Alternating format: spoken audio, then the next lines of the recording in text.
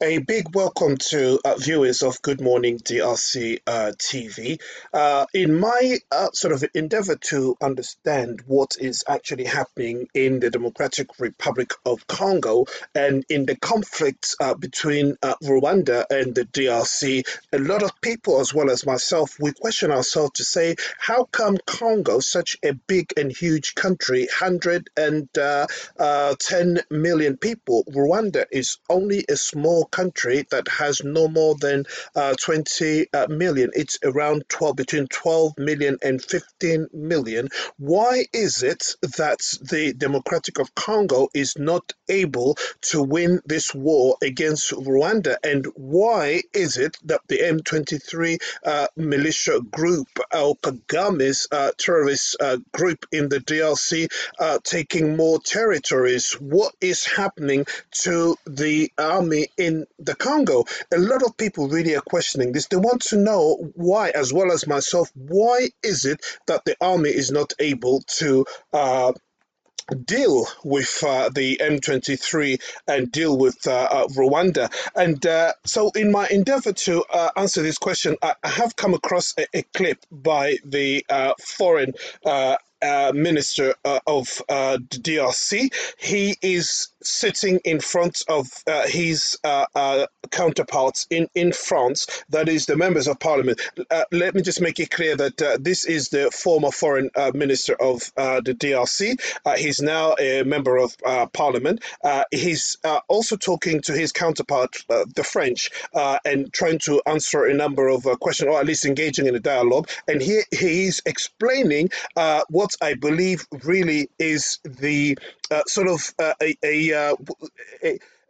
a good, what can I say, he gives an explanation which makes sense to me as to why the army in Congo is not able to deal with Rwanda at the moment. I'm asking you or inviting you to follow with me so you can actually understand why that is the case. So here we go. It's Mr. Lutundula of the Democratic Republic of Congo sitting. This is happening in France amongst French members of parliament. Here is a clip for you. It's in French. I'll put it in English for you. Thank you.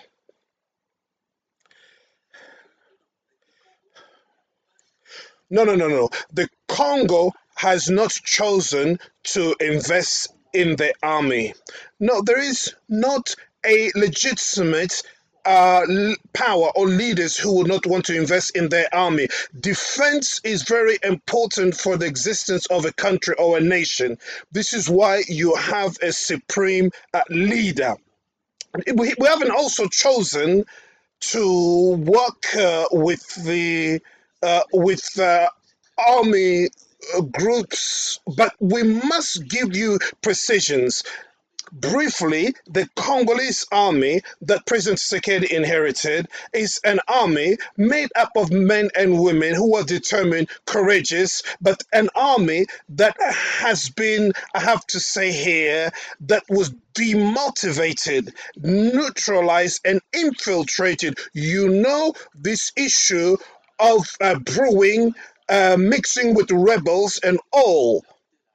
AFDL arrived and all the defense apparatus destroyed. I'm just telling you the state of affair. We had to redo everything. And when Laurent Desire Kabila wanted to do something, it didn't take long. They killed him. And then you know what happened, because this is now the fourth aggression from Rwanda. President Tshisekedi arrives. He tried to take on so he can rebuild things. Don't forget something. There was an embargo on the DRC for 10 years, which meant that the Congo could not buy armaments. I don't know if there is any country that can build a strong army with the embargo. It was not only forbidden to buy embargo, also training. The resolution from the United Nations has stopped the DRC from training its military, or at least getting the assistance from those who could train the military. And it is only now, when President Tshisekedi change the leadership in our country in terms of the military, and then Rwanda perceive that we are now going to get ready for war, and then they decide to attack us. An army, you don't just basically produce a military. No, it is a culture. It is a state of mind. It is also physical condition. So the our army has to do. I don't want to create diplomatic incident. Is now fighting modern army that are well trained. They have sophisticated armament. I'm not making an excuse, but I'm being objective here. I don't want to hurt anyone here, but I want to be honest. No, there were resistance here in France. The French resistant movement. It wasn't.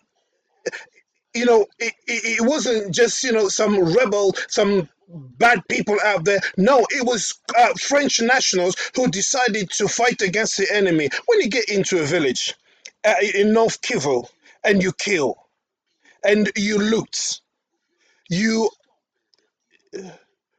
violate. Can you stop the Congolese from gathering together and resisting the enemy? Let's understand each other. So there was a lendo who are working with our regular army. They are not the sort of people you think they are.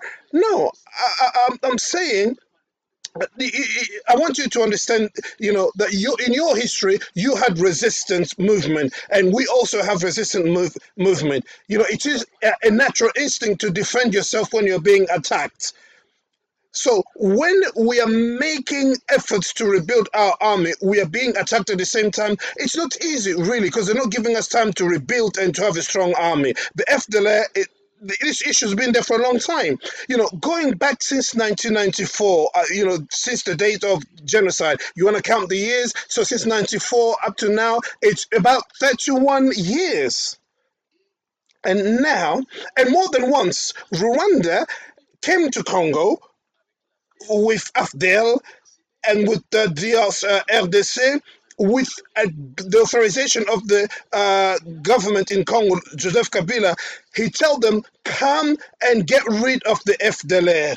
And also with the President Tshisekedi, we started an agreement so that we can get rid of the FDLR. So we actually handed over more than 5,000 so-called FDLR and those who depended upon them. It's because President Kagame didn't want to carry on along this line, so it stopped. So there was a residue that stayed. Now, as we are talking, President Lorenzo, he received a result that is very important. What is it? We adopted a plan in order to dismantle the residue of the FDLR. This is true. So we agreed on a program in order for the Rwanda's troop to leave the DRC. But now the moment is here. When we go to a stage where we need to sign the agreement so that we can carry on or at least start the operation in order to dismantle the FDLR, or the remaining, and then Rwanda said, no, I don't want to sign this. Understand whoever wants to. As we speak, is Rwanda speaking about the FDLR as before? No, because the problem is an economic one. So we have always said that we are open for all initiative that will try to locate the FDLR so that we can get rid of them, and while we're talking about the Nairobi process, and the Nairobi process told the DRC that they will take time to speak to the rebels and choose how to bring this peacefully. So let us now apply the process that we agreed to do with Lorenzo in Rwanda. But Rwanda does not want to engage in this because they would not have anything else to fight for.